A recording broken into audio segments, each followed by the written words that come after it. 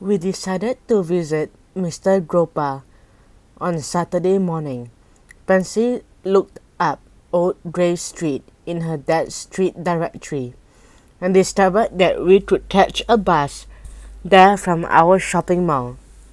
It is a long trip, she warned. It would take about an hour. Who cares? I said. I want to see where the sneaky gardener lives, and whether he's got more dead vampires there.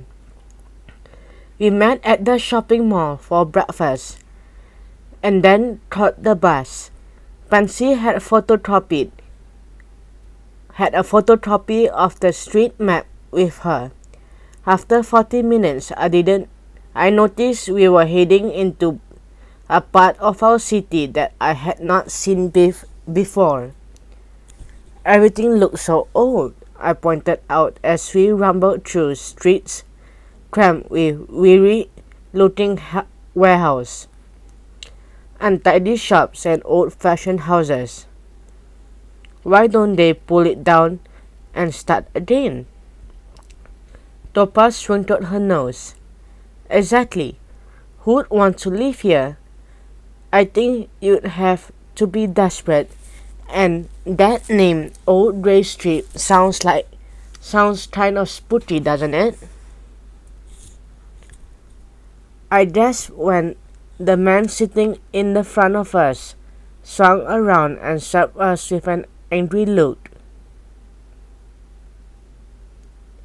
You kids amaze me sometimes, he snapped. This district is rich in history and architecture.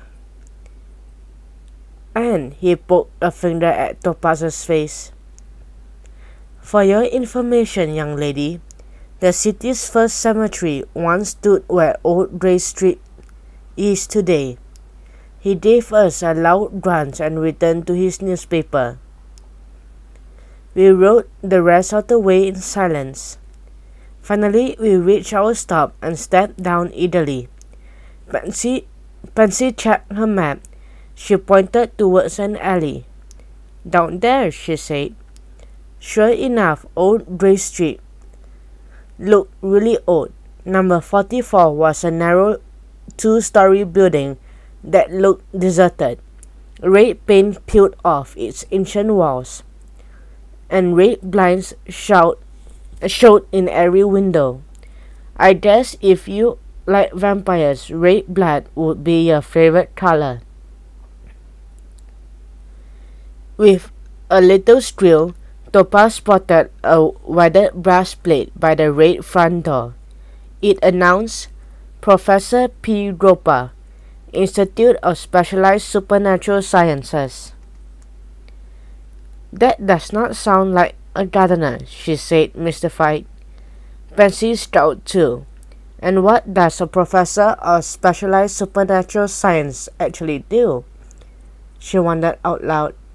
There's only one way to find out, I decided,